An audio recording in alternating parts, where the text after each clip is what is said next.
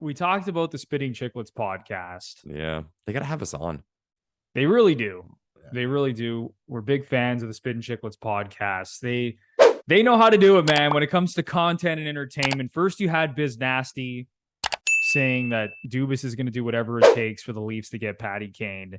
And then Paul Bissonnette's co-host, who a lot of you probably know really well, Ryan Whitney, former NHL defenseman, he then came out and said something that was maybe even crazier than what Biz Nasty said. Oh. He said that Patrick Kane is going to go back to the Buffalo Sabres, his hometown. He is going to be traded to Buffalo, and that the Buffalo Sabres are going to win the Stanley Cup before the Leafs. That came from Ryan Whitney. What are your thoughts on that, Lepore? Okay, so as I've already established, I think it's incredibly unlikely that Kane ends up with the Leafs. I would even say I think it's less likely that he ends up with Buffalo, because if he's going to sign, if he's going to get traded somewhere, it's going to be somewhere that can win the cup next year. And that's it, because he's got 1 year left on his deal. If he does have Buffalo in his sights, why wouldn't he just go to a contender and sign there as a free agent? They don't have to give up anything for him. And he skips that year, and it gives him time too to see where the team's at in a year and evaluate like how they're progressing. But I mean, I don't see Buffalo happening either. Again, it'd be a great story, and again, be very cool. I mean, I think the Sabres maybe have the nicest jerseys in the National Hockey League. So a Patrick Kane 88 would be pretty cool. You sound surprised. You seem surprised that I said the Sabres have the best uniform in the NHL. That the old school, like the navy blue with the buffalo with the Sabres. Like, I really like that. Not the slug, but they're bringing it back though. The slug. You see that? Yeah, I noticed that. Yeah, and blue and yellow. So we'll see how that looks. But I don't see it happening. And I often say that people hold on too much to a player going home. Like, oh, he's going to go to Buffalo because he's from there. Austin Matthews is going to go to Arizona. So-and-so is going to go to Toronto because it's like these guys are rich millionaires. If they really want to go home every once in a while, they can jump in their private jet. Their life is good wherever they are. The whole thing about going home, like, I don't really understand it. I do get it in the case, like some of these older Leafs, like Spezza, Giordano, those guys signing as free agents just to kind of wrap it up in their hometown. But like in your prime, no, you got to go with what's best for you and what's best for your family. So, I mean, like, I really don't see the Buffalo thing happening. Especially with these superstars. I think, fans recently have been conditioned to believe that all these stars want to come home because we saw LeBron go back to Cleveland. We saw John Tavares go home to the Leafs. That was the biggest example in hockey. True. So now we all think that these star players want to go home, but a lot of the times that's not the case. Like, look at Johnny Gaudreau. Yeah. Right? He threw a curveball to everybody. Like, no one was expecting him to go to Columbus. That was crazy. That came completely out of left field. So this idea that Kane is going to Buffalo because he's from there and he's going to lead all these young guys to a Stanley Cup one day, I don't think it makes a lot of sense either. Like you said, Lepore, if he's going to go to Buffalo, like, why not just sign there as a free agent? Yeah.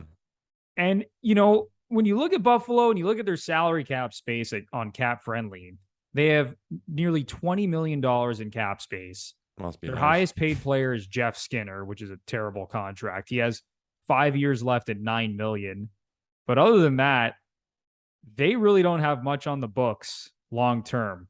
Yeah. After him, Alex Tuck is their biggest contract, $4.75 million for the next 4 years. Isn't he from Buffalo? I might be wrong. Alex Tuck he's American.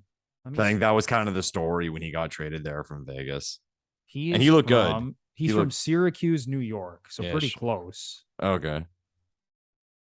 He's a good player. I mean, that's sure. They got a lot of good players. Like, they just drafted Owen Power. Yeah. Who looks like he's going to be an incredible defenseman. Rasmus Dahlin. He looked good last year. Dahlin looked good last year.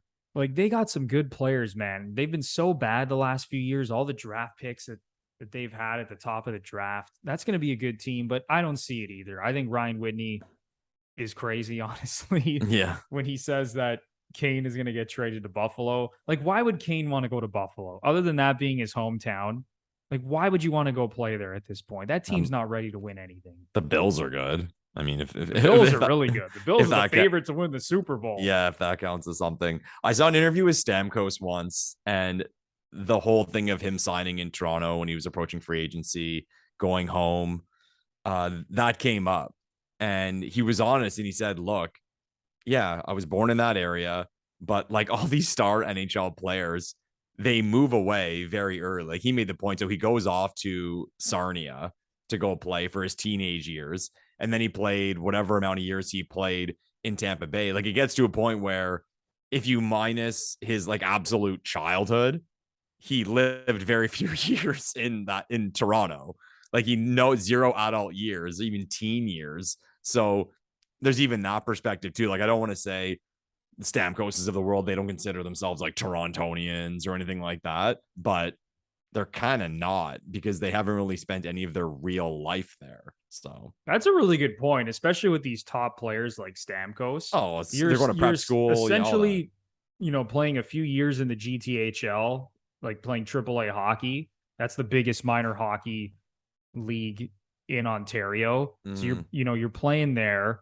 And then by the time you're 15, 16, especially if you're one of these top guys, you're going off to some junior team. Like you said, Lepore, in Stamkos' case, it was the Sarnia Sting. So then you're there for a few years. Then he's in Tampa for the first, whatever it was, 8 years of his career before he became a free agent. He doesn't even remember how it was. Yeah. And does he even know Toronto? Does he even know his way around a little kid. Toronto? Yeah, I know. Yeah. I remember that whole saga. The Leafs brought in Canadian Tire executives and they threw the kitchen sink at Steven Stamkos trying to get him to sign. And he made a great decision staying with the Tampa Bay Lightning. A fantastic decision staying there. So, yeah, I think we can both agree that Ryan Whitney is a little bit crazy. And honestly, for that matter, Paul Bissonnette, just as crazy as Ryan Whitney. Crazy sells though, bro. Yeah, as much as we like those guys and as much as we appreciate the entertainment that they provide, it kind of looks like Patrick Kane is not going to go to the Leafs or Buffalo.